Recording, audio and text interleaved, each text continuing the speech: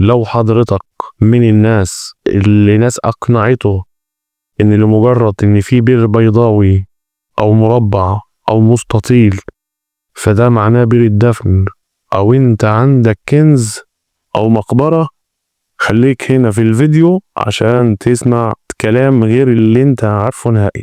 لو فاكر أو فاهم أو حد قايل لك أو عندك المعلومة دي إن أي شيء مدور أو مربع أو مستطيل فاسمه بير، فكده أنا عندي دفن، وإن الأبيار دي ما استخدمتش في أي حاجة غير الدفن. تعالى بقى أعدلك أنواع الأبيار إيه واستخدمت في إيه، وبير الدفن شكله إيه، قطره إيه، أسامي الأبيار هقولها لك، وهقول لك على المناطق اللي المفروض تبقى فيها، اللي هي الأرض مثلا في الجبل، ده في الجبل، ده في الطينة، ده في الرملة.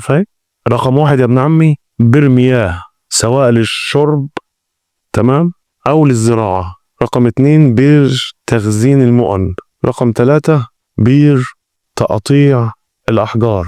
هقول لك على أسامي وهقول لك وظيفة كل واحد فيهم عاملة إزاي. رقم 4 بير صانع الفخار. رقم 5 البير الوهمي أو الكاذب. رقم 6 بير نزول المقتنيات، بير الدفن اللي حضرتك واللي الناس كلها بتسأل عنه. بير الماء يا صديقي كان يستخدم للشرب وللزراعة. هو بير دائري يا صديقي أو مربع مبني سواء من الطوب الأحمر أو من الحجر الجيري، وتلاقيه دايما عميق.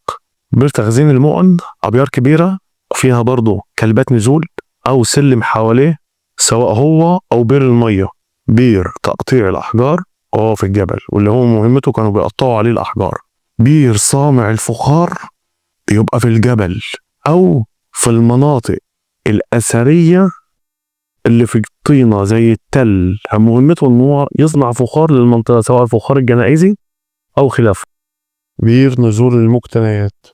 بير نزول المقتنيات دايما بيبقى مربع الشكل، وبيبقى بجانبه بير أصغر منه، طبعا على حسب حجم البير، إن في أبيار أو مقابر معمول لها بير كبير وعاملين لها أبيار تانية صغيرة أكتر من بير، يعني عاملين أكتر من بير اللي هو اسمه بير تفريغ الرديم. واللي هو كان إيه يا ابن عمي؟ كان بيملى البير الكبير ده اللي هو بير نزول المقتنيات، كان بيملاه رمله كله حلو كده، ويحط عليه المقتنيات والتابوت والكلام ده كله، ويعمل قنوات واصلة للبير اللي أقل منه حجما، فيقوم الرمل ده يجي في البير الفارغ ده، فتنزل المقتنيات باحترام بدون ما تتخربش أو تتجرح أو يحصل فيها أي شيء.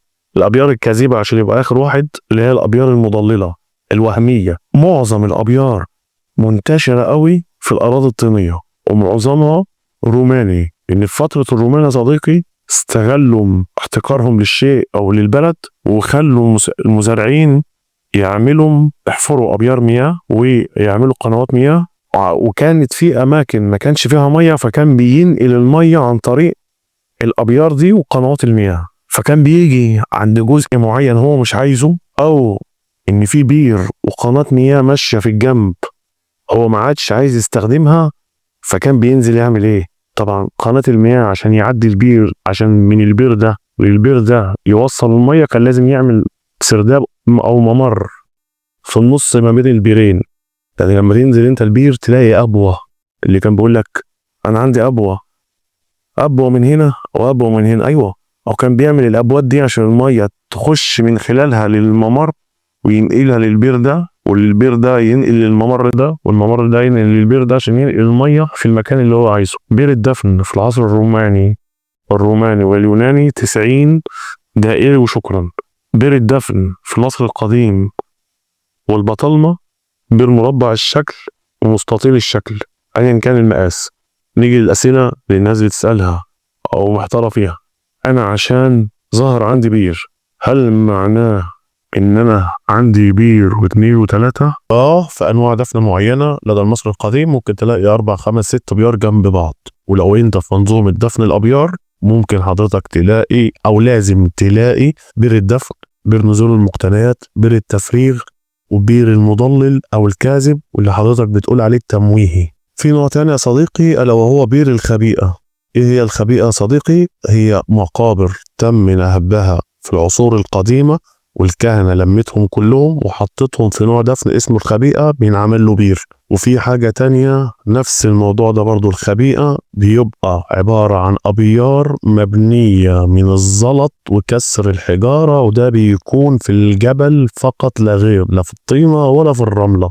وفي بير تاني يا صديقي اسمه بير التهوية، وده مهمته في الجبل حاجة ومهمته في الأرض الطينية حاجة تانية، والاتنين في نوع دفن واحد اسمه دفن المصاطب. بير التهوية في الأرض الطينية هو بير متصل بغرف الزيارة، أما بير التهوية في الجبل فهو بير مقطوع رأسي مهمته إيصال الهواء للأسفل. هل هو متصل بغرف دفن أو يوصلني لغرف دفن؟ لا، مقاساته بيبقى 40 في 40 أو 60 في 60. وفي أبيار تانية يا صديقي اسمها أبيار لن تشيد لها غرف. يعني إيه؟ أبيار ما تعملش ليها غرف، وده ليه؟ لاكتشافه إن المنطقة رطوبة عالية، نسبة المياه الجوفية عالية، هتساعد على اكتشاف المقبرة، فترك المنطقة وسابه ومشى. وفي أبيار أخرى صديقي اسمها البير الذي شيد خصيصا لغرفة الدفن، وده ممكن يجي لك على كذا نوع أو على كذا نظام. النظام الأول منه إنه هو ممكن يكون جزء من مقبرة كبيرة قوي سواء خارجها أو داخلها، واللي هو من خلاله توصل منه لغرفة الدفن، واللي مش هتوصل لغرفة الدفن إلا من خلاله. رقم 2 واللي هو ممكن يبقى بير لغرفة على طول وشكرا انتهى الموضوع كله. وطبعا في أبيار كتير جدا بس أنا حاولت إن أنا أجيب لك أهمهم. طيب سؤال، هل بقى كل الأبيار اللي مبنية بالطوب الأحمر هي بس أبيار مياه، ولو الأبيار مبنية بالحجر الجيري تبقى دي أبيار دفن؟ لا يا صديقي طبعا. في أبيار يا صديقي ممكن تبقى مربعة ومبنية بالحجر الجيري وهي أبيار مية. طب أعرفها إزاي؟ هتلاقي بير المية دايما مبني بالحجارة الجيرية، كتل كبيرة كده شبيهة في الشكل والحجم بالكتل الحجارة اللي بنبطن بيها المصارف والترعة. وبكده يا صديقي أكون كلمتك عن نوع محدد ألا وهو اسم البير واستخدامه. طبعا أنا مش طالع أكلم حضرتك عن المداخل في الأبيار أو تدخل منين للمقبرة، عشان ده بالنسبة لنا يا صديقي فهيكون حاجة اسمها تحريض عن التنقيب، وده شيء خطأ قانوني ما ينفعش إن احنا نعمله. ده صديقي توعية لحضرتك عشان تقدر تعرف وتفهم إن مش كل بير يعني مقبرة، ولا كل بير أنا عندي كنز، ولا أي شيء مدور هو معناه إن ده مقبرة. يا رب أكون قدرت أوصل المعلومة صحيحة. أنا أحمد سفاري، ودي صفحة زي الإشارات ما بتقول. السلام عليكم.